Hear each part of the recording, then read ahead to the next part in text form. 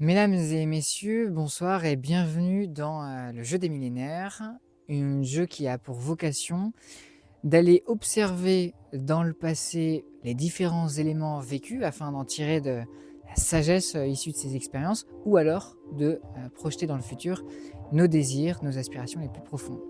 Là, pour cet épisode, j'accueille Paul, avec qui on va faire une rétrospective. On va se replonger dans ce qui s'est passé entre 2025 et 2052 pour comprendre notre présent actuel. Là, il y a une date qui va être émise vraiment autour de cette année 2052. Moi aussi, j'ai quelques dates que j'ai envie de partager. Est-ce que, avant qu'on commence, Paul, tu peux nous partager voilà, la date que tu as choisie pour ce temps? Eh bien, écoute, on est en 2052, déjà, le temps passe. Ça veut dire que j'ai 98 ans. Waouh, bon Ah anniversaire. ouais, Enfin, pas bon anniversaire, mais. c'est marquant quand même. Bon, je fais pas mon âge. On me le dit souvent, hein. Mais j'ai vraiment 98 ans puisqu'on est en 2052. Et ben, à cause de cet âge, sans doute, ma mémoire est un peu indocile. Et donc c'est pour ça que pour échanger avec toi, je vais m'appuyer sur mes notes. Ok. Merci beaucoup. Donc 98 ans, effectivement, waouh, c'est un bel âge et je m'accorde sur le fait de te dire que tu les fais pas du tout. Est-ce que tu pourrais nous partager, ça serait quoi la date que tu as envie de choisir pour commencer cette émission? Écoute, j'ai inversé 2052 pour retrouver 2025 et je fais des allers-retours entre 2025 et 2052. Ok. Hein. Et par exemple, je voulais te dire qu'en 2025, on assistait encore à une accumulation absurde et compulsive des richesses. Et qu'en 2052, par bonheur, cette illusion d'accumulation est un peu atténuée à défaut d'être définitivement abandonnée. Alors, on sait bien qu'il est nécessaire de couvrir les besoins premiers, que ce soit manger, s'abriter, se déplacer raisonnablement, apprendre, se cultiver, se distraire, etc. Mais je suis, et je suis encore aujourd'hui, mais je l'étais beaucoup en 2025, complètement dans l'incompréhension par rapport à des personnes qui accumulaient toujours et toujours et toujours plus. Un petit nombre de personnes. Hmm. Tu veux le micro? Oui. J'ai envie spontanément de te poser la question, et peut-être que tu vas y répondre à l'aide de tes notes. Pourquoi, selon toi, en fait, il y avait des gens qui étaient intéressés par le fait d'accumuler, quoi? Eh ben, je ne peux pas répondre à ta question parce que c'est celle que moi-même je me pose. Parce que je réfléchis un peu de façon primaire, je me dis, quelqu'un, il a 2, 3, 4, 5 maisons, 10 maisons, autant de piscines, 3, 4, 10, 20 voitures, un yacht, que sais-je encore. Et je ne vois pas en quoi cette quête éperdue de posséder peut contribuer à son bonheur. Comment il peut s'épanouir avec ça. Et donc, c'est vrai que, comme toi, je me pose la question de quel est le moteur de cette quête éperdue d'accumulation. Est-ce que c'est une recherche de puissance? Est-ce que c'est une recherche de domination? Est-ce que c'est s'inscrire dans une espèce de compète avec d'autres super riches?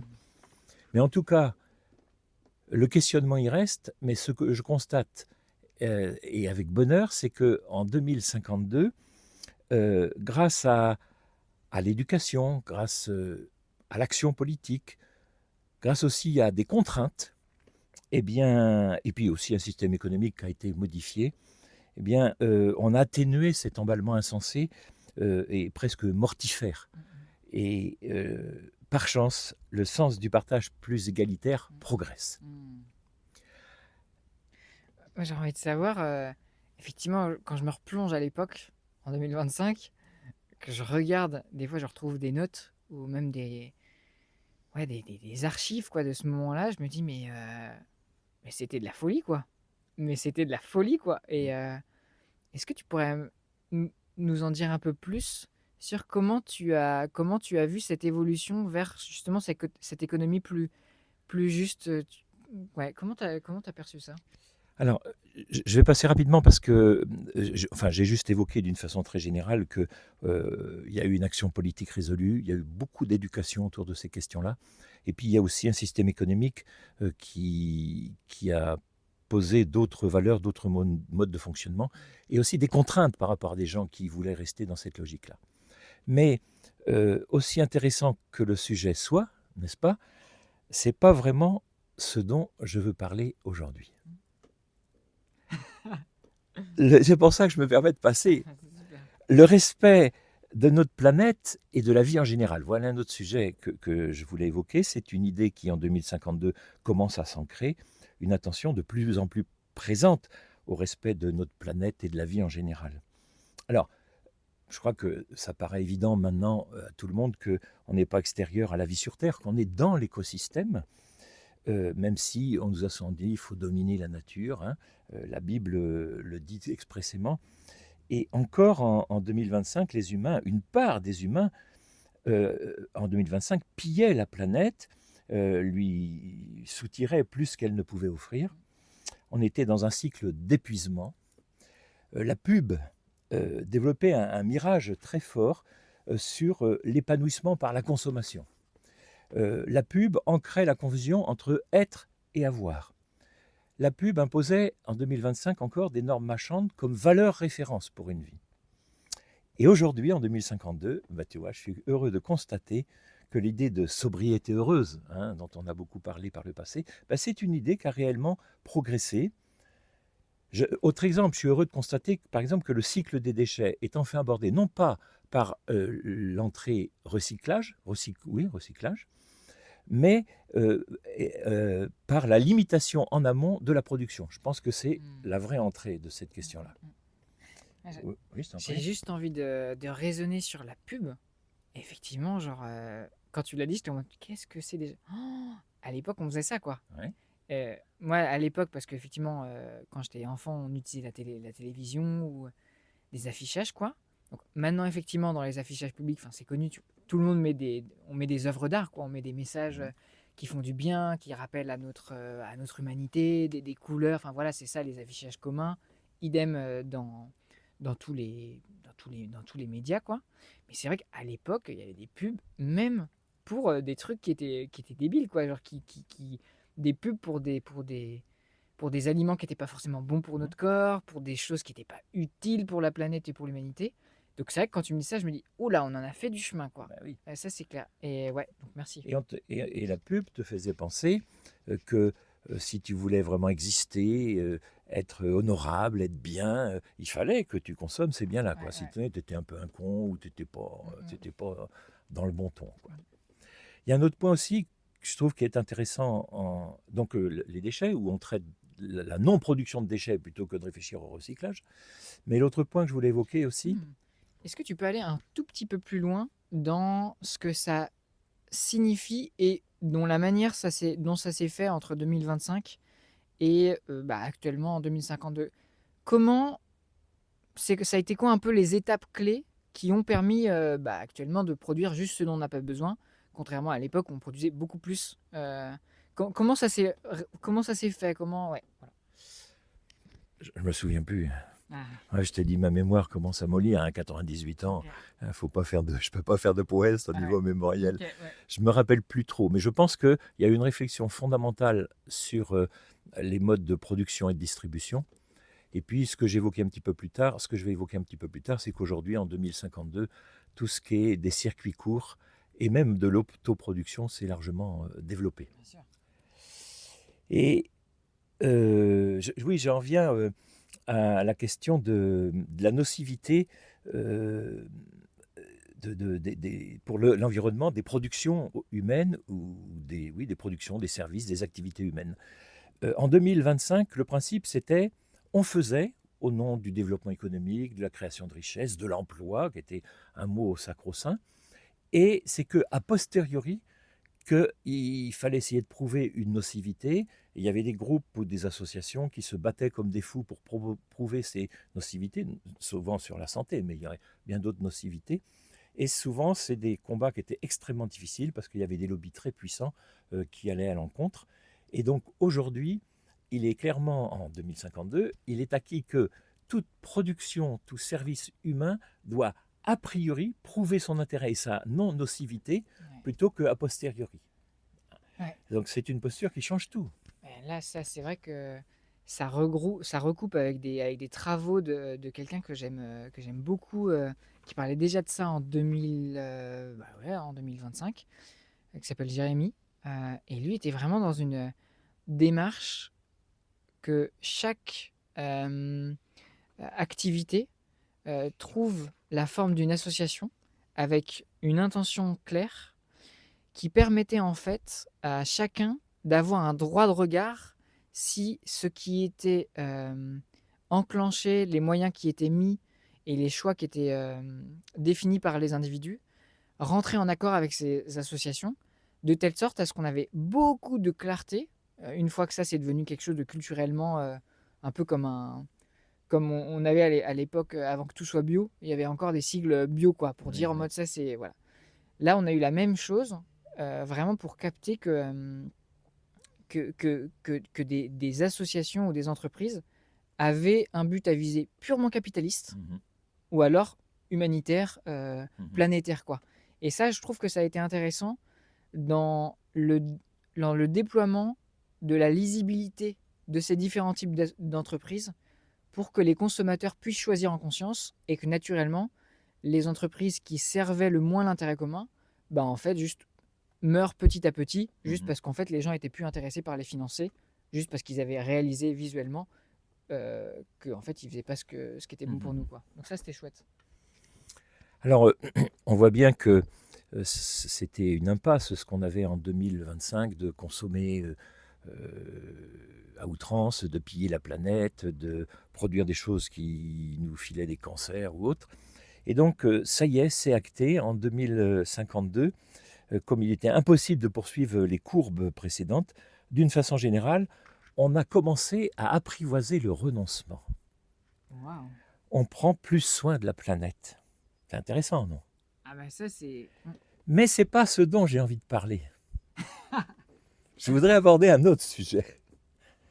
Euh, je voudrais parler du soutien affirmé en 2052 à une vie sociale riche et au champ de l'éducation populaire. Alors, on est en train de passer de ce qu'on disait être des vieilles lunes, l'éducation populaire, en fait à un plein soleil. Et ces notions anciennes d'éducation populaire retrouvent un peu de lumière. Euh, Juste une petite question. Est-ce que tu peux définir pour. J'imagine qu'à l'époque, il y a des gens qui ne savaient pas ce que ça signifiait éducation populaire. Est-ce que tu peux juste définir ce que c'est? alors c'est un mouvement, déjà on peut le définir à contrario de tout ce qui a été dit précédemment. Ce n'est pas un mouvement marchand, ce n'est pas un mouvement pour vendre des choses. C'est un mouvement qui tend à faire que les gens s'épanouissent individuellement et collectivement, et grâce à leur construction personnelle et à l'association des mouvements collectifs, puissent s'impliquer dans la vie de la société et du monde.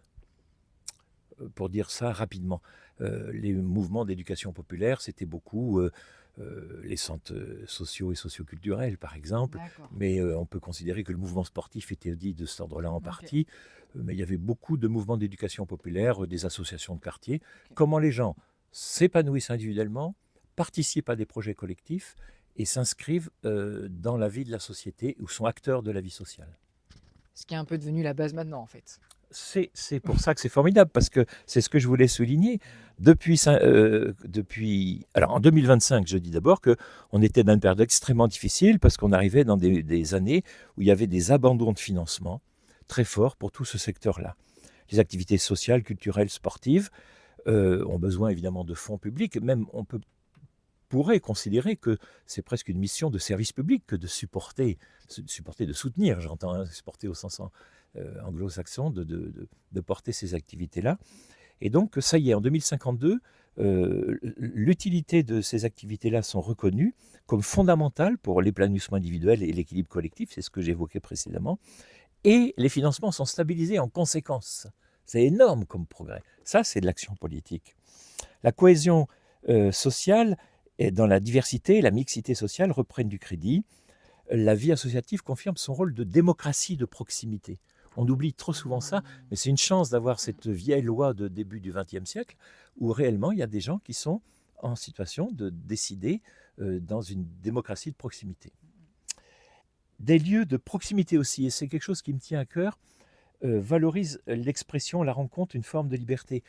Par exemple, les veillées à domicile ou les petits spectacles. C'est bien que l'action culturelle à grande échelle soit vivante, mais moi je suis très très sensible à l'action sociale, oui bien sûr, mais je vais dire à l'action culturelle de proximité. Les veillées à domicile, c'est l'exemple type de ce qui me passionne. Et là, dans ce que tu dis, j'y vois vraiment une révolution, une évolution culturelle incroyable, dans le sens où moi j'ai été éduqué dans le truc de ce qu'il faut, c'est les grands trucs, les grands projecteurs, les grandes stars, tu vois, genre vraiment dans un truc de ça a de l'intérêt que parce que c'est immense, quoi. Pour ça, il y avait les stades, remplir des stades de France pour les artistes. Enfin, il y a vraiment toute une culture autour de ça, ce qui faisait qu'il y avait peut-être 70, 80, 90% des artistes français planétaires qui étaient considérés comme des losers parce qu'ils faisaient pas des stades de France et ça. Alors que là, ce renversement culturel d'honorer la proximité, le, euh, la soirée, comme tu dis, il est veillé chez l'habitant. Enfin, mais c'est un truc qu'on ne pouvait pas imaginer à l'époque, quoi. Alors, en 2025, ça existait Ça déjà quand existait, même. mais c'était pas quelque chose. Oui. On n'avait pas capté la préciosité de ça, quoi. Mais c'est sûr que ce que tu évoques, c'est aussi le système marchand de la culture. Et donc, c'est ce dont il faut s'éloigner. Et c'est vrai que le système de petites animations culturelles de proximité permet aussi à de nombreux artistes. Il y a des tas de gens qui chantent, qui peignent, qui comptent. Ça permet aussi de valoriser tout ça plutôt que de valoriser quelques grosses têtes d'affiche bankable, comme on dit. Voilà. De valoriser tout ça. Et je pense que ce qui a été beau, c'est que cette valorisation, elle n'est pas émergée de manière rationnelle ou morale, en mode les trucs bankable, c'est pas bien, ça c'est bien, mais plus parce que je pense que expérimental, parce que j'ai regardé les courbes juste avant de venir, je me suis dit, ah oui, quand même, ça a pris beaucoup de. Et après, quand j'ai regardé les archives et les témoignages, je me suis rendu compte que c'est parce que les gens, ils voyaient un intérêt au niveau de l'expérience qu'ils vivaient, qui était beaucoup plus profond, raffiné, à vivre une soirée en petit comité comme ça, plutôt qu'un énorme truc où il y a une énorme tirette, ça gueule dans tous les sens. Je pense que ça a émergé, ça a éclos beaucoup plus parce qu'en fait, ça avait plus de goût, quoi. Oui. Et puis, dernier élément pour ce point-là que je voulais évoquer, c'est que le délire des réseaux sociaux en 2052 commence à être mieux maîtrisé, malgré des forces contraires très très fortes, quoi, hein. Je ne veux pas développer ce point-là, mais on voit bien par rapport à la vie démocratique, par rapport au conditionnement, enfin, ce que ça va pouvoir proposer, quoi. Donc, en fait, dans le point précédent, j'ai voulu souligner que en 2052, on prenait plus soin de la planète, et avec ce point-là, je voulais souligner qu'en 2052, on prend plus soin de l'hospitalité du monde. Wow. C'est intéressant. C'est magnifique. Mais c'est pas vraiment le sujet que je veux aborder. Non. Écoute, moi, ce que je veux mettre en valeur à travers cet échange avec toi, c'est combien il est important de faire chanter la générosité de la terre. Voilà ce que je veux vraiment évoquer à travers cet échange. Revenons à 2025. C'est une période, somme toute, assez récente où l'agriculture restait principalement sous la coupe de la chimie. Le sol était considéré comme un simple support. Bien des agriculteurs restaient prisonniers de l'agro-industrie et ils se sentaient perdus avec ce système-là. Le mythe de la domination absolue sur la nature restait puissant et les zones urbaines et industrielles continuaient de grignoter des terres agricoles. Et on peut dire que c'est une petite chose, mais c'est quelque chose qui avait tendance parfois à m'exaspérer, c'est qu'en 2025, autour des pavillons individuels, des maisons individuelles, on voyait souvent des jardins, parfois des très grands jardins, où il n'y avait que de la pelouse. Pelouse qui repousse, qu'il faut tondre, qui repousse, qu'il faut tondre, qu'il faut tondre. Mais en 2025, il faut reconnaître qu'il y avait déjà un mouvement alternatif qui pointait son nez autour de l'agriculture bio, des circuits courts. Il y avait des gens qui commençaient à nouveau, à titre individuel, à s'intéresser à une production domestique de légumes. Je sais que c'est quelque chose qui te touche aussi. Il y a des gens qui, déjà en 2025, restauraient des vieux vergers. Il y avait plein de vieux vergers abandonnés. On commençait à les restaurer ou à replanter des fruitiers. Et il y a des gens qui entretenaient des bois, qui reboisaient pour la captation du carbone, pour aussi avoir une source de chauffage renouvelable. Eh bien, en 2052, ce mouvement alternatif s'est affirmé. La terre agricole est quasi sacralisée. Je vois de plus en plus de jardins particuliers où les espaces de pelouse que j'évoquais ont été plantés d'arbres fruitiers ou un coin de potager est cultivé. Des fois même, des gens ayant beaucoup d'espace le partagent en co-jardinage avec des gens qui sont en appartement, qui n'ont pas accès à la terre. Et moi, dans les espaces naturels que j'entretiens, je pense favoriser un îlot de diversité, de biodiversité. J'y suis attentif. Et chaque maillon de biodiversité, en lien avec les autres maillons, continue à créer une chaîne vertueuse, utile, face à la fragilisation de la biodiversité qui est toujours trop actuelle. Mais on pourrait penser que c'est vain de faire un petit îlot de biodiversité. En fait, il faut multiplier ces îlots-là qui ont une vraie... c'est un cercle vertueux qui se construit. Ouais, j'ai une rajoute à faire pour ça. Et déjà, pour te remercier, moi je me rappelle à l'époque, tu nous avais aidé à l'endroit là où on tourne à commencer à planter un petit îlot, une petite graine à un endroit. Et du coup aussi de te remercier au nom des gens de Redon qui ont contribué, enfin, qui ont participé à ce mouvement que tu contribues à faire fleurir de jardin, de faire par soi-même et tout ça. Et là aussi encore, j'ai envie de souligner que ce qui est beau, c'est que c'est venu naturellement par l'envie des gens, parce que au-delà de, effectivement, c'est bon pour la planète, j'ai des super légumes, bah en fait, qu'est-ce que ça fait du bien de mettre les mains dans la terre, quoi. À l'époque où on était dans les ordinateurs, le smartphone et tout, enfin, c'était devenu comme une hygiène aussi importante que d'aller se balader, que d'aller faire du vélo, enfin, tu vois. Absolument. Non, non, je suis absolument d'accord. Pour moi, tu vois, semer ou planter dans un potager, c'est un geste premier, c'est fondamental. C'est vraiment un facteur d'équilibre dans ma vie personnelle. Encore aujourd'hui, tu vois, je te disais, j'ai 98 ans. Et ben aujourd'hui, en 2052, je plante encore des arbres fruitiers, mais j'en mangerai pas les fruits. Je plante encore des arbres pour faire du bois, mais ce bois ne me réchauffera pas. Mais je considère que d'abord, c'est un grand plaisir de le faire, et puis ça servira pour ceux qui viendront après moi, si je crois à une continuité de la vie, justement. Mais sincèrement, même si je pense aux autres, à mes enfants, aux amis, aux humains en général, je reconnais que, sincèrement, ce fait de jardiner, de planter, je le fais d'abord pour moi. Parce que comme tu l'évoquais, ça me fait tellement du bien. Ça me rend heureux. Alors, tu vois, j'ai bien sûr entendu parler un peu de la Pachamama ou de Gaïa. Je ne sais pas vraiment ce qu'elle représente, de façon un peu floue. Et par ailleurs, je suis un fiefé mécréant, surtout par rapport aux religions révélées, violentes et dominatrices. Mais quand j'ai les pieds sur terre dans mon potager, dans mon verger, dans mes bois, en 2052 comme en 2025, je ressens une transcendance qui me fait pétrir force et modestie, joie et prudence, grandeur et patience, confiance et respect, dans un même geste, dans une même conviction. Je suis dans la fraternité de la terre et du vivant. Voilà, c'est ça le sujet que je voulais évoquer avec toi.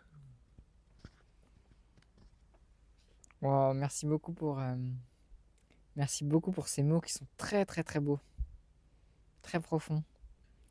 Et ouais, je célèbre qu'à travers qu'à travers ton incarnation sur Terre, je sens qu'il y a vraiment ce rappel pour les autres humains de ce que c'est justement être humain, quoi. Et qu'à travers ces arbres que tu as plantés, dont tu mangeras pas les fruits, ces bois que tu entretiens, pour que d'autres puissent, se réchauffer avec. Je sens que ouais, il y a vraiment là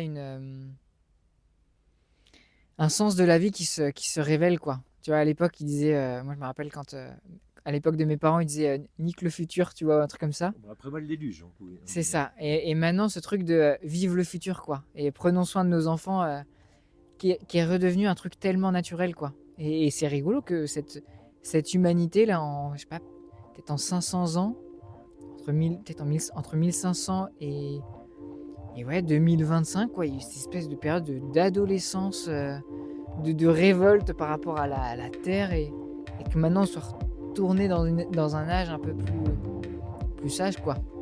Donc ouais, merci d'avoir contribué. Inspirant. Ouais. Est-ce que tu as un mot à rajouter? Non, ça y est, on a dit l'essentiel. Merci du fond du cœur Paul et bah, et vive le futur, hein. OK. Ciao.